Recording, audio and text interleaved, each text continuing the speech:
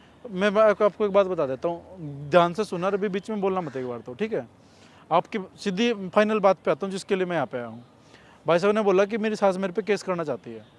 सुन मेरी बात, कि ये केस करना चाहती है, साथ में खड़ा हूँ मैं इसके, ठीक है। सुन लो एक बार ध्यान से। अगर इसके ऊपर कोई केस हो गया ना, इसके ऊपर कोई भी दिक्कत आ गई भविष्य में, क्योंकि मेरे को पता है बंदा 1 रुपया नहीं मांगता। अगला मेरे को बुलाया, आप मेरे को जानते नहीं होगे, मेरे को पता है, नहीं जानते ना तो भी जान जाओगे। अगर इसके ऊपर भविष्य में कोई भी केस या फिर कोई भी इसके भविष्य के साथ खिलवाड़ करने की आपकी मम्मी ने आपकी शादी कहीं और करने की कोशिश करी, ब्याह में तुम्हारा जितना खर्चा लगा था वो निकालने की कोशिश करी, तो मैं साथ में खड़ा हूँ। और मैं तो चाहता कि अभी आपके मुंह से कुछ ऐसा निकल जाए कि मैं तुम्हारे पास केस करूँगी, नहीं निकला इनके मुंह से। आई थिंक ये नहीं चाहती, घर वाले हो सकते हैं, कई बार घर वाले, आप मेरे को नहीं पता चाहते हो नहीं चाहते, लेकिन मैं आपको बात बता रहा हूँ। हम लोगों ने कैमरे लगा रखे थे बैक साइड में, उधर देख लो, कैमरे दिख रहे होंगे, दिख रहे हैं, वो चल रहे हैं सारे, ठीक है। अगर आपकी मम्मी ने या फिर आपने कभी भी कोशिश करी ना इस चीज़ की, वो चीज़ मैं दोबारा से लगा के शूट करके वीडियो डालूंगा, दुनिया देखेगी आपको। और अभी भी दुनिया देख रही थी कि आप इनसे किस बात पे कितना झगड़ रहे थे, ठीक है। तो आप मेरी एक बात सुनो, आप कह रहे हो कि आप नौकरानी नहीं हो, आप कह रहे हो कि आपको काम भी नहीं करना, तो फिर आप करने के लिए आए हो इस घर में, ये बताओ। आप बच्चे भी नहीं पाल सकते, आप काम भी नहीं कर सकते, आप कुछ भी नहीं कर सकते, तो फिर आपका फायदा क्या हुआ? ये क्या क्या करेगा मेरे पास, ज्वाइन कर रखी ये है, क्या क्या करेगा? सुबह तैयार होके किटी पार्टी के लिए चली जाती है। अगर कौन सी बंदा किटी पार्टी मेरे को खुद बताओ। बात सुनो, अपनी क्या मेरी कोई लाइफ नहीं है, मैं क्या जी नहीं सकती? ये जाए पार्टी करने तो बहुत अच्छी बात है, मैं क्या पार्टी नहीं कर सकती अपनी फैमिली के साथ? अगले के है ना दिमाग में बहुत पजल रहता है। अगला खुद कह रहा है इंटरव्यू के लिए ये धक्के खा रहा तो है एक दिन की कंपनियों बात के हो गई तो सामने। क्या हो गया? सुनो, एक दिन के आपने तोड़ा ना उस दिन इसका फोन, तो किस बात चलो पे हुआ था ये बताओ? कोई बात नहीं, कोई बात तो मेरे को नहीं पता, तोड़ दिया होगा, गुस्सा हो गया, कोई बात नहीं, तोड़ दिया। ये बोल रहा है कि बार बार मेरे को ये दिक्कत आती है, मैं इंटरव्यू देने के लिए कहीं ना कहीं जा रहा होता हूँ या फिर कहीं कोशिश कर रहा होता हूँ किसी कंपनी में किसी के पैर छूमने की, कि भाई साहब मेरे को ले लो कंपनी में, झगड़ा करके बैठ जाते हैं, मेरा दिमाग खराब हो जाता है, मैं कुछ काम नहीं कर पा रहा। शुरुआत अब तो तुम यही मेरी करते बात हैं ना, सुनो, लड़ाई की। तुम्हारी वजह से ये बंदा आगे नहीं बढ़ पा रहा, सीधी सीधी बात सुन लो, ठीक है। लड़ाई से कुछ नहीं होगा, डेली की तू मैं मैं करके ना तुम्हारा भविष्य ठीक होगा ना कभी इसका हो सकता है, ठीक है। और जो दौर आया है ना वो सबके लिए है, सारे। आज तक कभी ये बस में नहीं बैठ के गई होगी, जहाँ भी गई मैं गाड़ी लेके गया हूँ बकायदा, चाहे मैं कुछ ठीक कहीं है, बिजी हूँ। वो तो इसको देखो काम मेरी पे बात लेके सुनो, जाता शुक्र हूँ। करो, मैं आपको शुक्र करो आपने कुछ गंदा नहीं बोला, लेकिन अगर आप गंदा बोल देते तो आज इतना गंदे तरीके से फंसते आप उधर कैमरों में, इतना। मैं कैमरा क्यों लगा रखे हो? पहले शूट कर रहे हो, हमें क्या कर रहे हो? हमारी लड़ाई वो कर रहे थे, लोगों को दिखाना चाहते हो? किसकी, मेरे को किसी की लड़ाई दिखाने फिर का आपने कैमरा क्यों मैं लगवाया? मैं नहीं आया, भाई साहब ने मैंने बुलाया बोला है, इनको, मैं आया क्योंकि नहीं। तेरी मम्मी मेरे को कह रही है तेरे को एक देश में बात फंसा बताओ। दूंगी। हाँ, तो किसने अरे मैंने बोला कुछ था मेरी तो मांगा नहीं, कुछ नहीं, भाई किसने एक फंसा एक दोगे? बार उधर ले जाओ इसको भाई, उधर जाके बात करो आप, उधर ले जाओ भाई साहब, मेरे ऊपर ले ले यार। पता है यार इनके चक्कर में ना सबसे गंदी ऐसी मतलब मेरी होती है। वो आपस में कर रहे हैं कि कैमरा क्यों लगाया, वो कह रहा है कि यार मतलब बेंच में मेरे को क्या दिखा मैं नहीं करता ऐसे शूट यार, तो जो भी होगा मेरे को पता नहीं है। तो भाई मैं नहीं करता ऐसे शूट यार, क्योंकि बहुत गंदे शूट होते हैं ये। ऑफ कर दे कैमरा, जो मदद होगी मैं कैमरा बंद करके कर दूँ यार, मज़े नहीं आते यार, छोड़ दो।